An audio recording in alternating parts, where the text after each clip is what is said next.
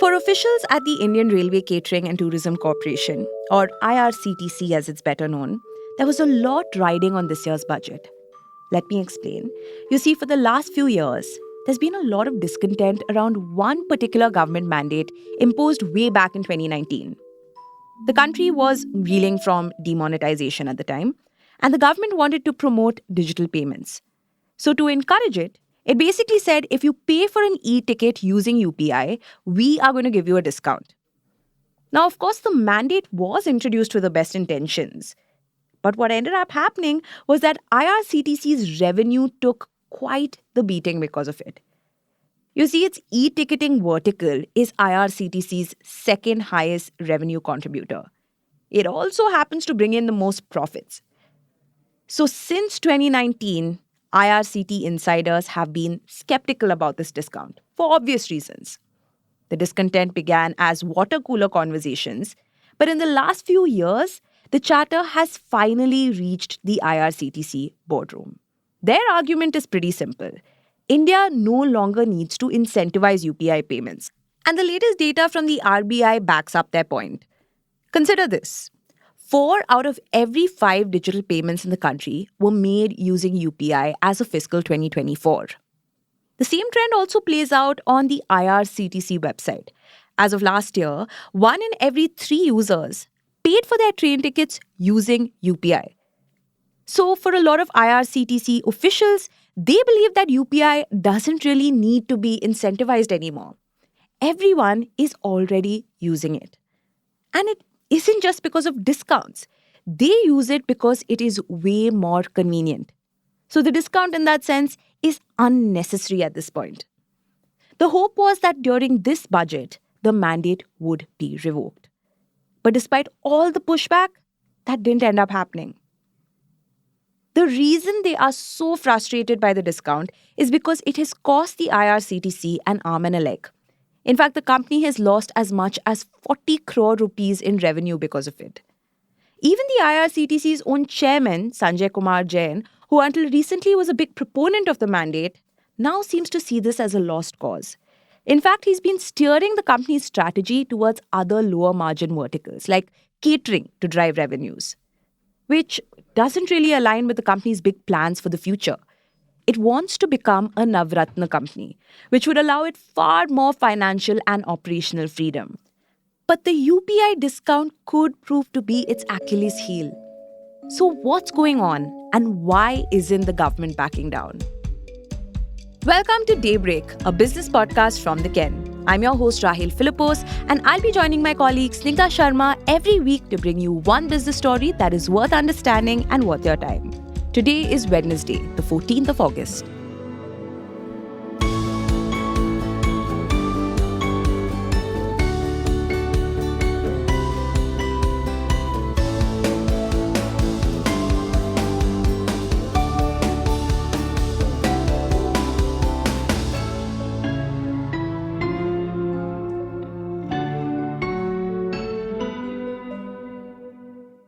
The story begins around November 2016.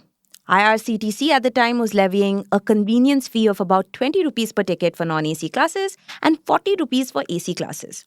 Things were going really well. E-ticket revenue was breaking all sorts of records. And then along came demonetization. Cut to 1 month later.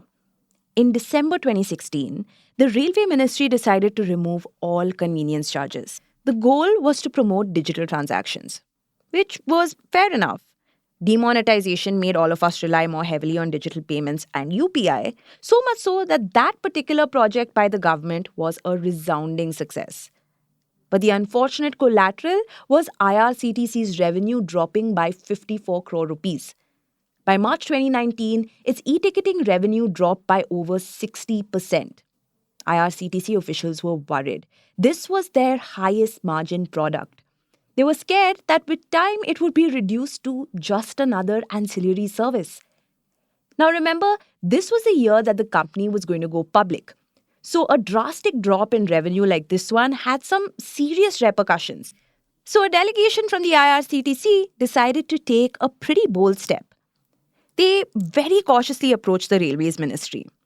Remember, IRCTC is a government company, so they had to tread cautiously. Instead of directly citing falling revenues, the delegation pointed to the upcoming public listing. They told the ministry that a sudden and drastic increase in revenue would be great for investor confidence. And their strategy worked. They managed to convince railways, and the matter eventually made its way to the finance ministry. But after a lot of to and fro, the finance ministry said there was no two ways about it. Digital transactions still had to be incentivized. But what did end up happening was that the IRCTC and finance ministry struck somewhat of an unofficial barter. The Ken actually corroborated this off the record agreement with at least two more retired IRCTC officials, a former NPCI executive, and a senior Indian Railways official. Here's what they agreed on. IRCTC could charge convenience fees in exchange for giving deeper discounts on UPI. Now, the upside of this was that it could finally start levying convenience fees again. But the downside was that it was still 30% less than what it was before 2016. Also, it meant that every time someone chooses to pay using UPI, which, as you would imagine, happens pretty often, IRCTC has to forego a third of its per-ticket revenue. Now, this leaves IRCTC's chairman Sanjay Kumar Jain in a pretty sticky situation because he knows that his request to get rid of it completely will be turned down by the ministry. And going and asking anyway would mean risking his goodwill with the ministry. And there's a lot at stake. More on that in the next segment. Hi, we have an exciting announcement to make. If you're a regular listener, you would know that the Ken's podcasts have hit many milestones this year. From Daybreak crossing 1 million downloads to the launch of our first ever premium podcast, 2x2.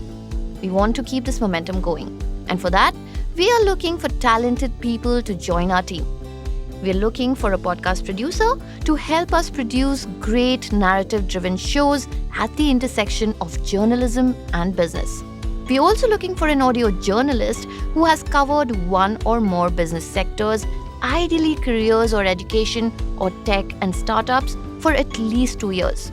If you fit the bill or if you know anybody who does, please check out the link in the show notes. And now, back to the episode.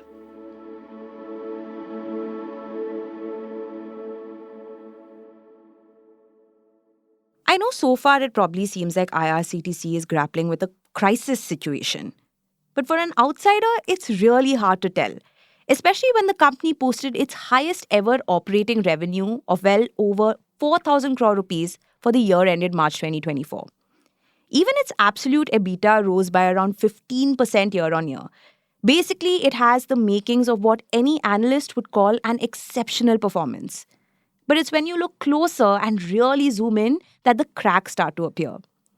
EBITDA margins for IRCTC's business segments fell significantly between March 2023 and 2024. Tourism margins dropped to 9.4% from 13.5% year on year, while catering margins fell by nearly 30%. But all of this, IRCTC saw coming.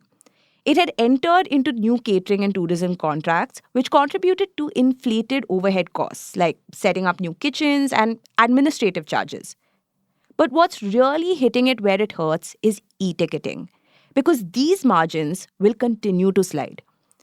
This unfortunately works against IRCTC's ambitions. You see, its officials want the Mini Ratna company to enter the league of Navratna companies, a dream that Suresh C. Angadi, former Minister of State for Railways, once saw.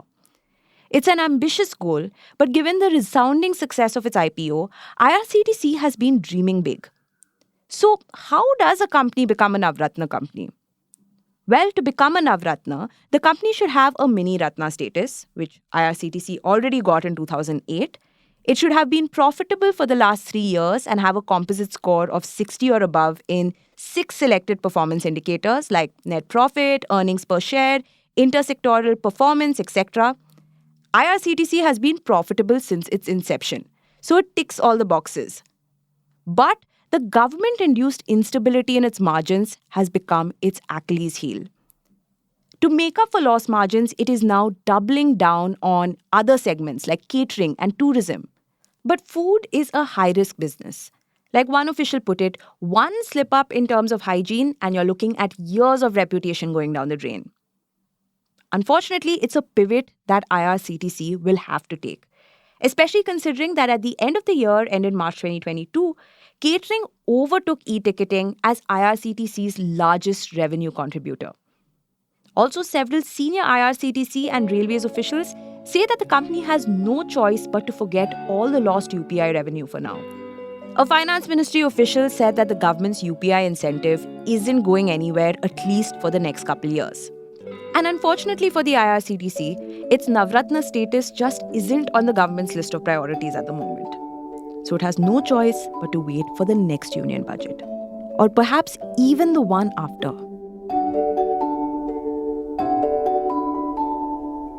Daybreak is produced from the newsroom of The Ken, India's first subscriber-focused business news platform. What you're listening to is just a small sample of our subscriber-only offerings. A full subscription unlocks daily long-form feature stories, newsletters, and podcast extras. Head to theken.com and click on the red subscribe button on the top of the website. Today's episode was hosted by Rahil Philippos, produced by me, Snigdha Sharma, and edited by Rajiv CN.